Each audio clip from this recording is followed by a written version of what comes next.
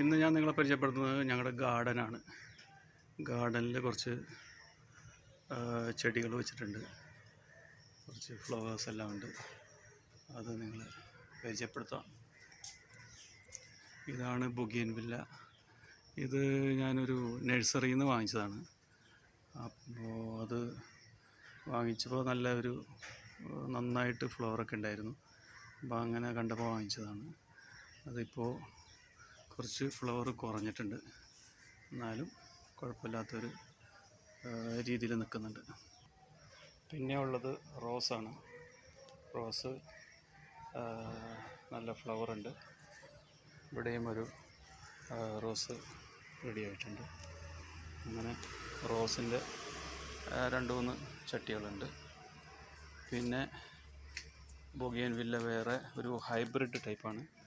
ഇത് ഇപ്പോൾ വൈറ്റ് കളറായിട്ട് നിൽക്കുന്ന, ഇനി ഒരു 2 ദിവസം കൂടി കഴിയുമ്പോഴേക്കും ഇത് വേറെ കളറാവും. ഒറ്റ ചെടിയിൽ തന്നെ പല കളറായിട്ട് വരുന്ന ഒരു ബൊഗെയിൻവില്ല, നല്ല സ്റ്റൈലാണ്. പിന്നെ ഉള്ളത് ഇതാണ് മുല്ലപ്പൂ ഉണ്ട്. മുല്ലപ്പൂ ഇപ്പോൾ ഇല്ല. മുല്ല 1-2 ചട്ടികൾ മുല്ലയുണ്ട്. പിന്നെ ഇതെല്ലാം ബൊഗെയിൻവില്ലയാണ്. ഈ ബൊഗെയിൻവില്ല എല്ലാം ഇവിടെ തന്നെ ഉണ്ടാക്കിയതാണ്, വേറെ നഴ്സറിയിൽ നിന്ന് വാങ്ങിച്ചതൊന്നുമല്ല. എല്ലാം ഇവിടെ തന്നെ പാകി റെഡിയാക്കി എടുത്തതാണ്.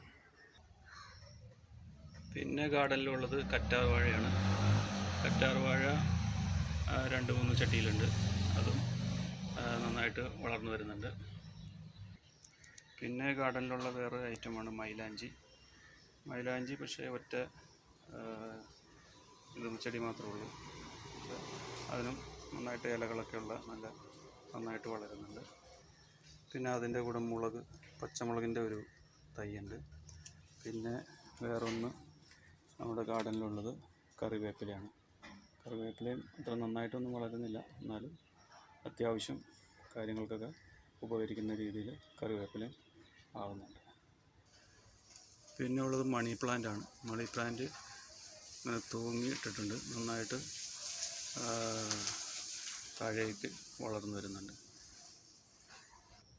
ഇനി മറ്റൊന്ന് ഞങ്ങളുടെ ഗാർഡനിലുള്ളത് പനിക്കൂർക്കയാണ്. പനിക്കൂർക്ക നന്നായിട്ട് വളർന്ന് വരുന്നുണ്ട്. അതും ഒരു ചട്ടിയിൽ മാത്രമേ ഉള്ളൂ. പിന്നെ വേറൊരു ചെടി, നല്ല ചെറിയ റെഡ് പൂക്കളുള്ളൊരു ചെടിയാണ്. അതിൻ്റെ പേരെന്താണെന്നറിയില്ല. പക്ഷേ അത് ചട്ടിയിലല്ല നട്ടിരിക്കണേ, നേരെ മണ്ണിലാണ് നട്ടിരിക്കുന്നത്. മണ്ണിൽ നിന്ന് തന്നെ വലുതായി വരുന്നതാണ്. നല്ല രസമുള്ള പൂക്കളാണ്. എല്ലാ പൂക്കളിലും രാവിലെയും വൈകുന്നേരവും